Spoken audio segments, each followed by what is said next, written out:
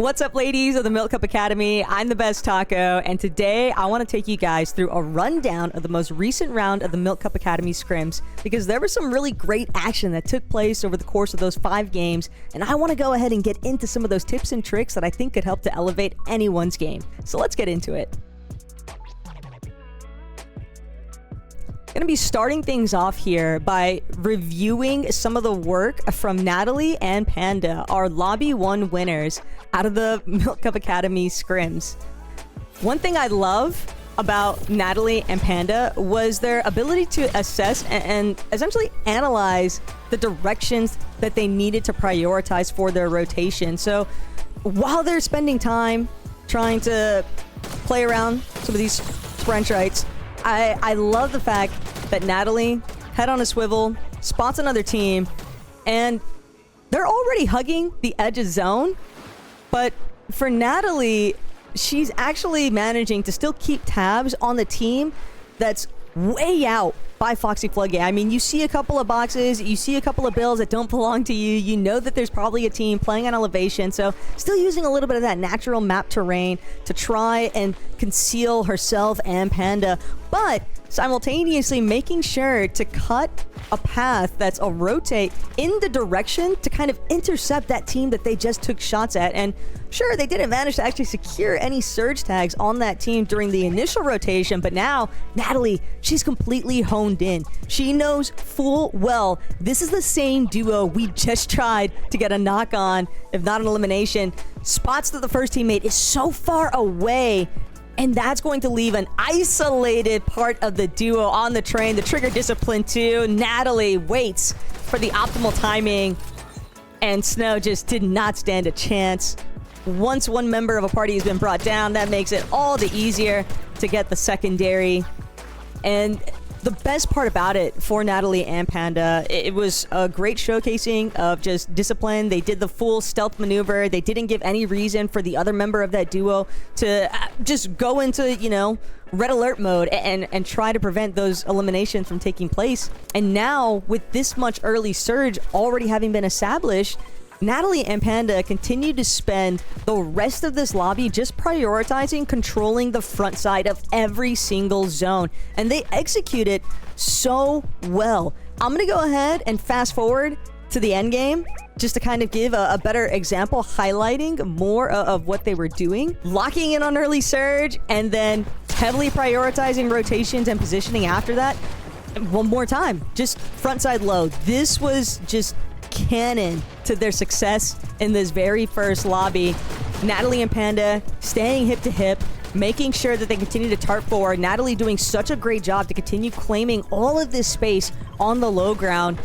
Builds not as thinned out as you would expect because of how consistently they would find the refreshes. And sure enough, when you're in control of front side low, the eliminations, they're just going to pour into you instead.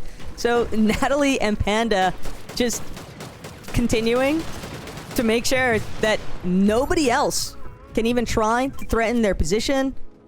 They're able to pick up a little bit of siphon materials off that body that they described to, and just sticking it out to this front side low.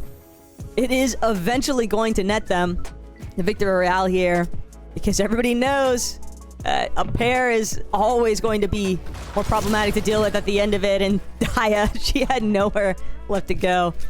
And at this point, you might be, you know, concerned that they're going to lose out on the heal off, but keep in mind, that early surge, they didn't have to spend a whole lot of time in Storm tanking some early ticks, because they were able to just white line every single one of their rotations earlier on, focusing on their positional status.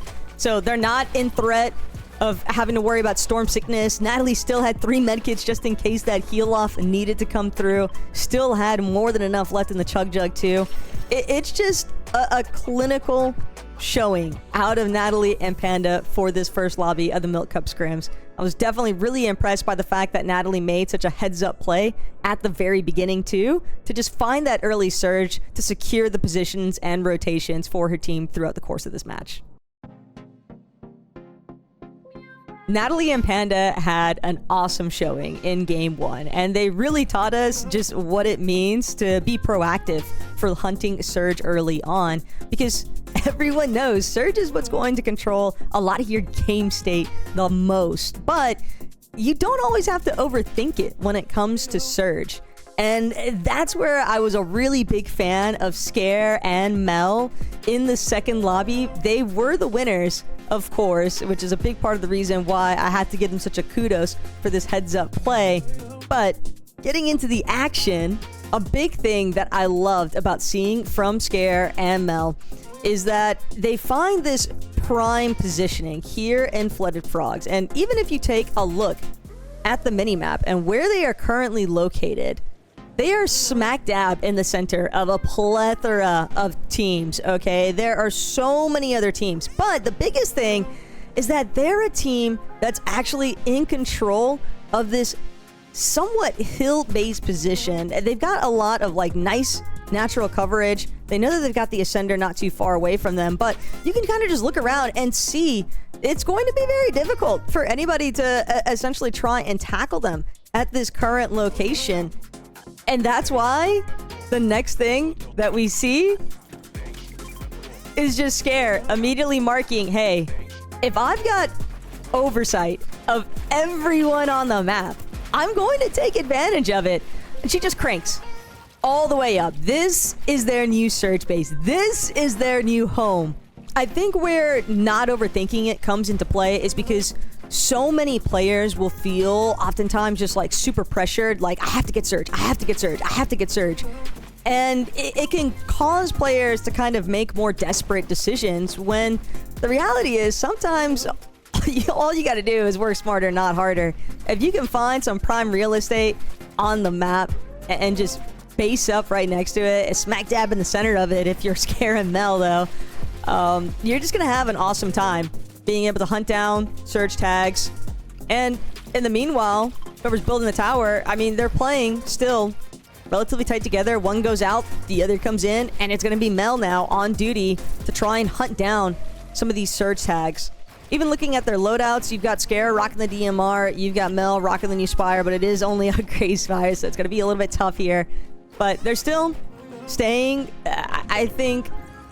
They're making sure to keep their spacing. They're making sure to prevent other duos from having free rotates through their vicinity. So they're just not really allowing the lobby to flow in a natural state. They're going to be the ones actually controlling the direction that all these other teams kind of in the surrounding areas are having to like funnel through. And it is going to make things incredibly difficult for everyone who's not them.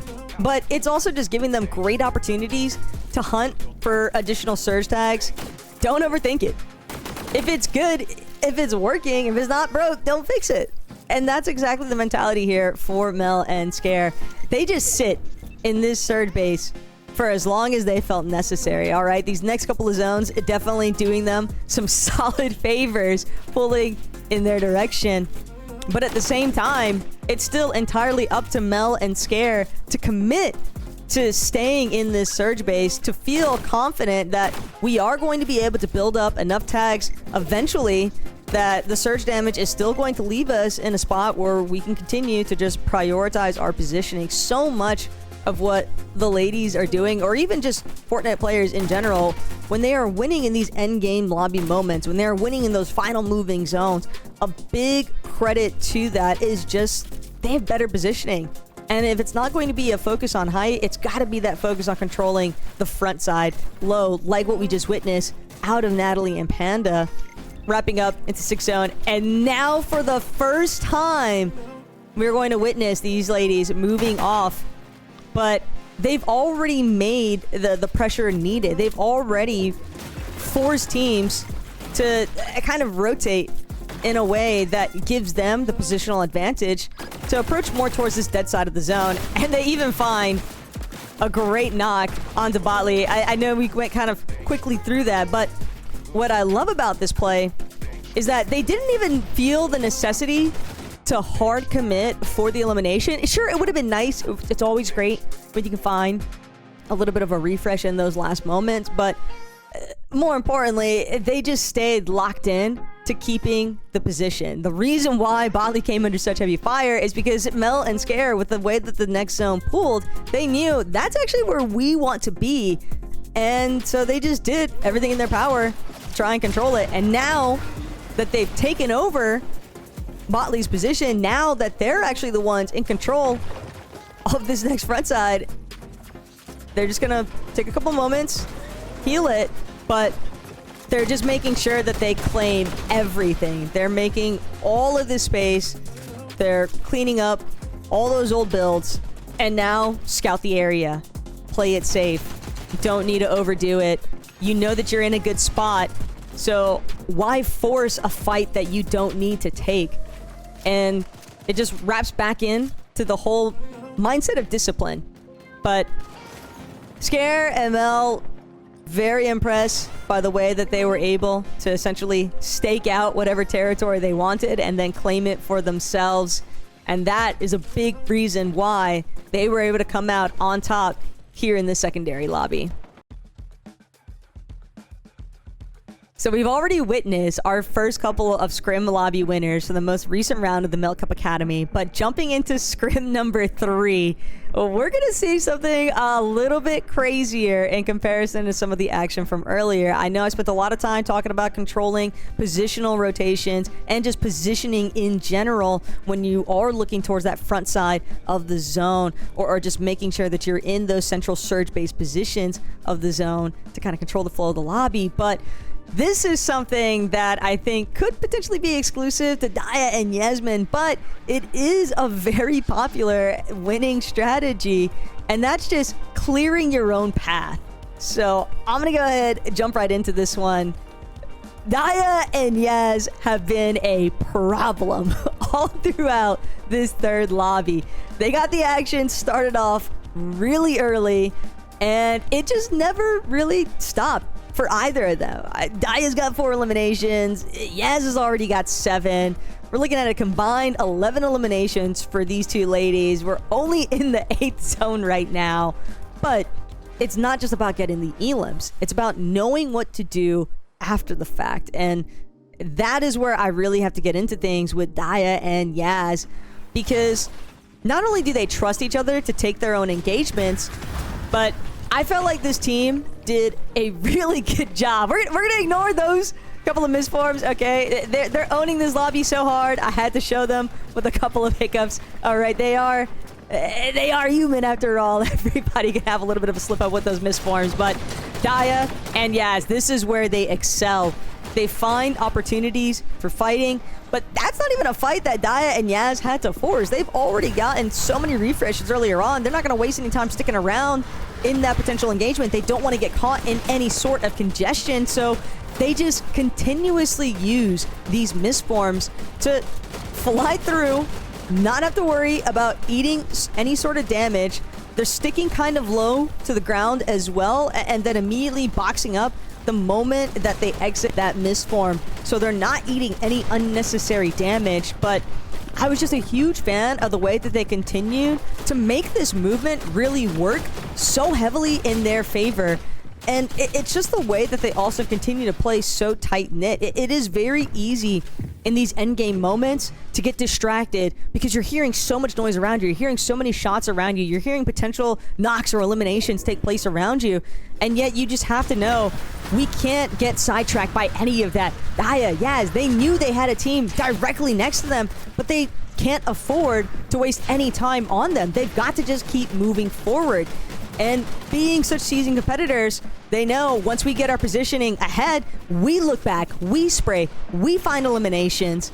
Granted, that one right next to them picked off from a team already on hype, but Daya and Yaz, they know if we want control of this lobby, we're just going to have to take control of front side and make it our own.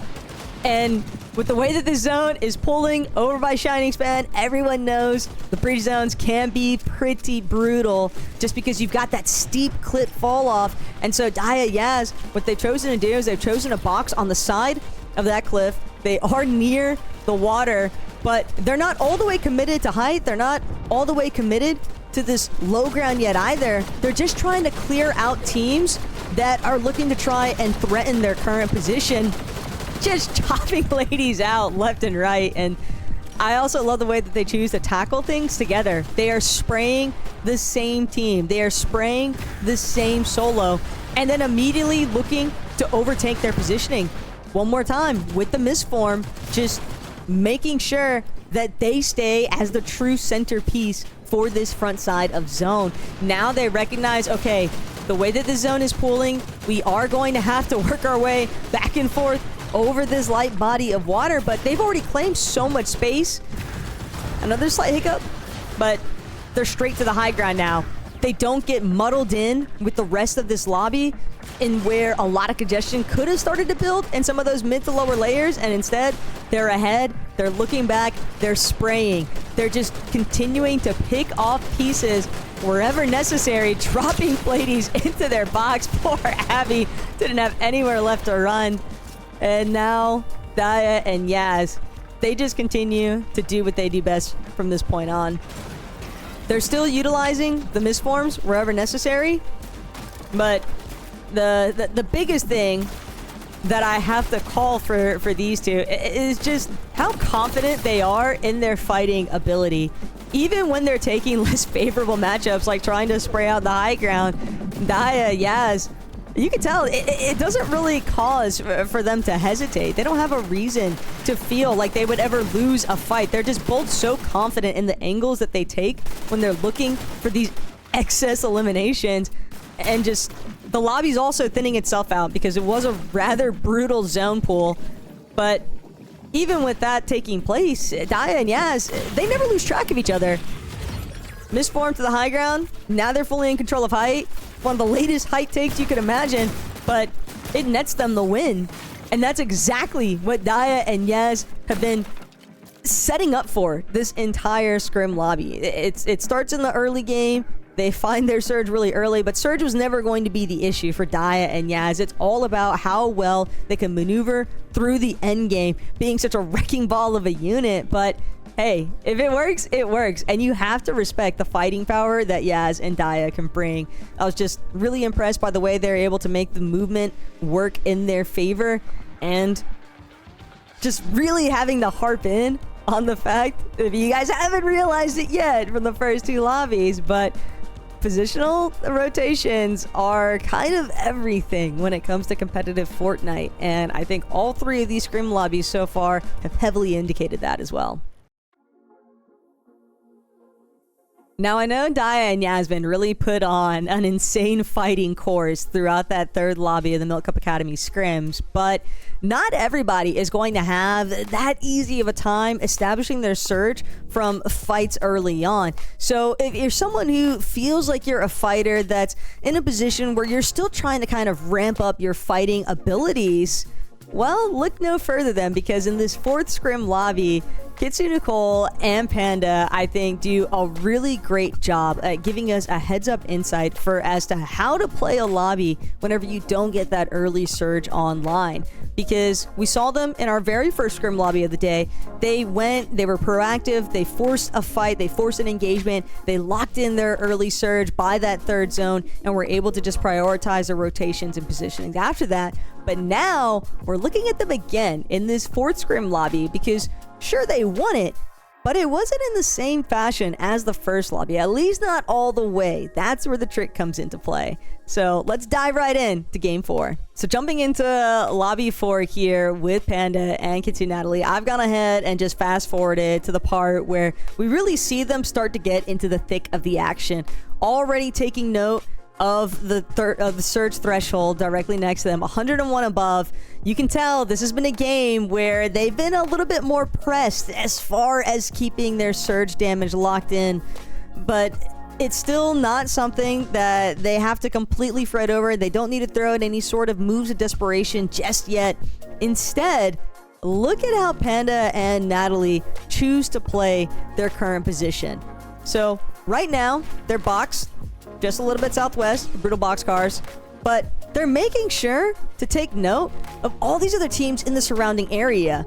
Natalie's keeping tabs of where these teams are rotating through.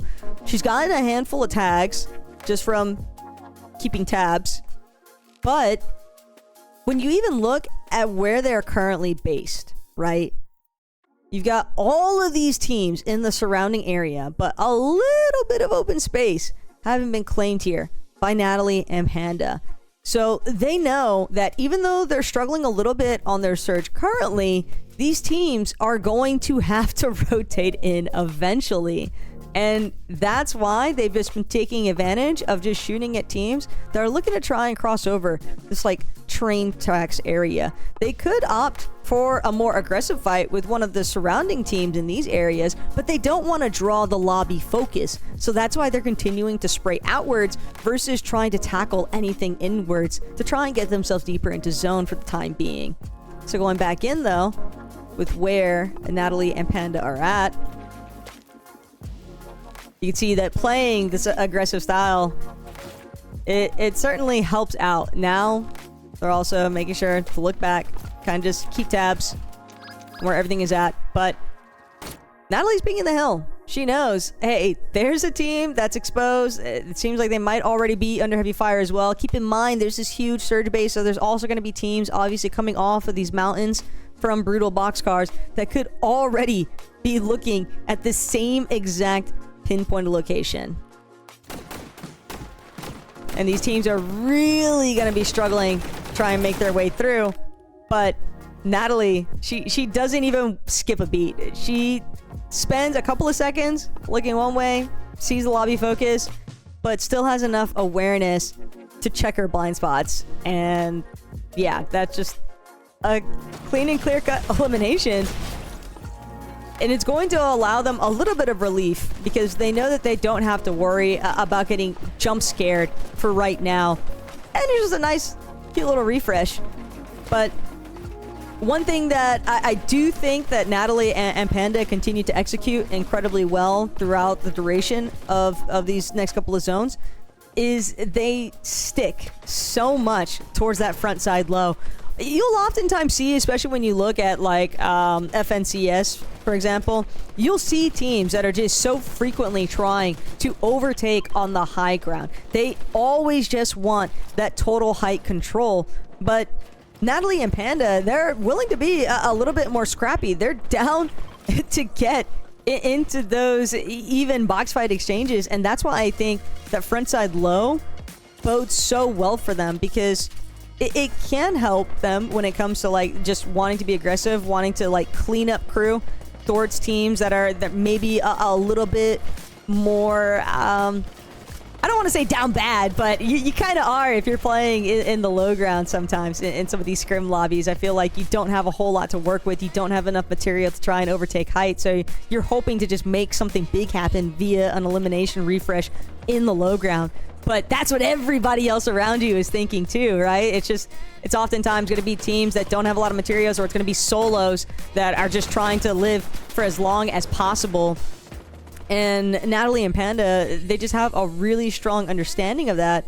So I'm going to move it forward one more time because I kind of just really want to hone in on the way that they choose to control frontside low. We're going to move it a little bit faster through this, but you can see them already frontside. Natalie loves playing with these sprite dashes, and it makes sense because the dash sprite just opens up so much mobility for them, especially with how they like to cut in. They immediately look for that low ground take. Natalie, definitely in a tough spot here, but is able to reunite with Panda. Impressive, though, that she hasn't been fully taken out. And, again, elevates for maybe a moment or two, but a little bit too thin on builds, so chooses to kind of revert her pressure back towards that frontside low, and now fully in control of the frontside low. Just trying to see what they can clear up in the process. Finds an elimination refresh. That siphon materials is going to go a long way for these two ladies, because Natalie just continuing to play it towards her advantage. The team on height, they've got to come down eventually. There is so much open space here next to Lone Wolf Lair, and Natalie knows it. Just aggressively trying to chop down height. Rin will fall, but only one person left to try and clear them out. They had to make their way over that hill. Natalie and Panda had already done so. So the front side positional control is really what seals the deal for them and finds them their secondary win in the Milk Cup Academy scrim rounds. I do think it's really impressive the way that they managed to maintain that frontside low position. It's very difficult to try and maintain control of frontside, but it's because you've consistently got Panda or Natalie, whoever's actually tarping in the moment, the other is immediately looking for a refresh opportunity. So it's just that even split of responsibility between IGL and Fragger.